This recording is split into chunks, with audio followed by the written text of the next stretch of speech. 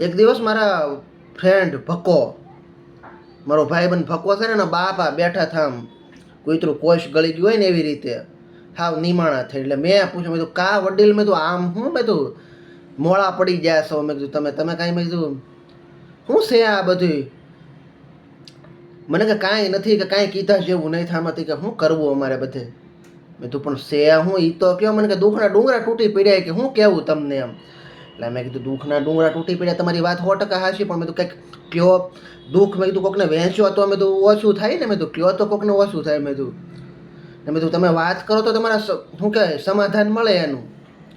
મને કે હું કે અમારે આખા કુટુંબે કે માનતા કરી હતી કે અમારા ભક્કાની ઘેર દીકરો નાનો થાય. મેં તો હા થાય બરોબર, દીકરો નાનો થઈ ગયો. મેં તો એમાં હવે એનું શું ટેન્શન છે? હવે મને કે ઈ ટેન્શન છે કે ભગવાને દીકરો દઈ દે ને, કે 10-15 વર્ષે દીકરો દીધો એક તો કે હા કે એવડો એવો એમ. હવે મને કે ઈ કે ક્યારે મોટો થઈ રહે. હા ઈ બેઠા બેઠા મને ધંધે લગાડતા હતા, મને કે એવડો એવો દીકરો ક્યારે મોટો થઈ રહે. એટલે મેં કીધું તમને શું કઈ દીકરો મૂછું હોતો ભગવાન આપે 20 વર્ષનો? અમુક આવા વિઘ્ન સંતોષી હોય. એક પ્રેમી એની પ્રેમિકાને કહેતો હતો કે હું તને બહુ જ પ્રેમ કરું છું, તારા વગર મારે દુનિયામાં જીવવું જ નથી ને મારે તારી જ સાથે લગ્ન કરવા છે.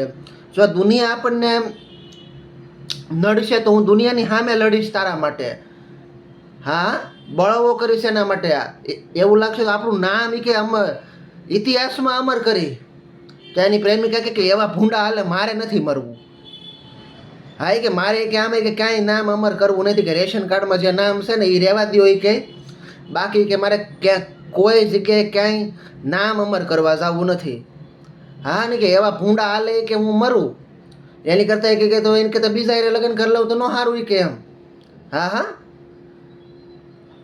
એક ભાઈ છોકરી જોવા ગયો ને, તે છોકરીના પપ્પા કે મારી દીકરી કે છે ને કે તમારા ઘરને કે આમ સ્વર્ગ બનાવી દે.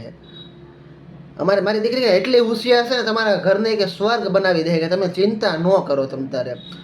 ઓલો કે ભાઈ કે અમારે કે અહીંથી કે સીધા કે ઉઠમણા નથી કરવા સ્વર્ગમાં, સ્વર્ગ બનાવી દે. અહીંયા કે ધરતી ઉપર સહી ને એ બરોબર સહી. હા ધરતી ઉપર કે અમારે અહીં બરોબર રહેવું છે, કે અમારે સ્વર્ગમાં કે જાય કે અહીંથી સીધા ઉઠમણા જ નથી કરવા કે તમ તારે. અમારે કે કાંઈ એવી ઈચ્છા નથી કે સ્વર્ગ કરવાની, એટલે તમારી દીકરીને તમે તમ તારે ઘેરે રાખો એમ. હવે માણસ સમજે ઊંધું સમજે ને તોય ઘાણી થઈ જાય એમ. ઓલા કહેતા હોય હરખું બરાબર, સમજવામાં ફેર પડે તો માણસ ઘાણી થઈ જાય. આમાં તો કોને સમજાવવા પછી.